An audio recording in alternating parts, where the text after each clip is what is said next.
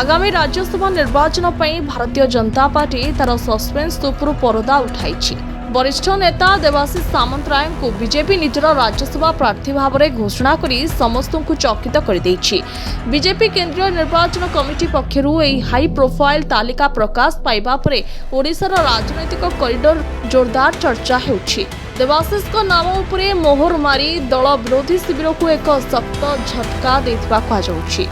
तेज प्रश्न उठुछि, अनेक हेवीवेट नेता रेस रे थिबा बेले देबाशिष सामंतराय उपरे दल काहेकि भरोसा कला।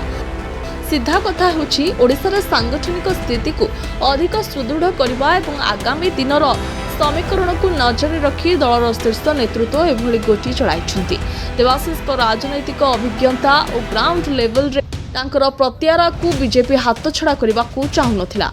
शेष मुहूर्त में दिल्ली दरबार नाम उपरे सबुज संकेत मिलवा एवं बीजेपी शिविर में उत्साहर माहौल। देबाशिष सामंतराय बीजेपी टिकेट पाइबा परे राज्यसभा लड़ई एवं संपूर्ण रोचक मोड़ को जाइछि। संख्याबल और वर्तमान राजनीतिक परिस्थिति को देखिले देबाशिष को दिल्ली सफर प्राय निश्चित बोली कहुछि। नाम घोषणा होगा पर विरोधी दल गुड़िक किभली रणनीति आपणाउछन्ति एवं विधानसभा रे भोटिंग समय कौन स्थिति रहुछि ताहा देखिबा बेस आकर्षणीय रहिबो। एबे सारा ओडिशार नजर देबाशिष को आगामी कार्यपंथा उपरे अटकी रहिछि। ब्यूरो रिपोर्ट कर्णपात न्यूज।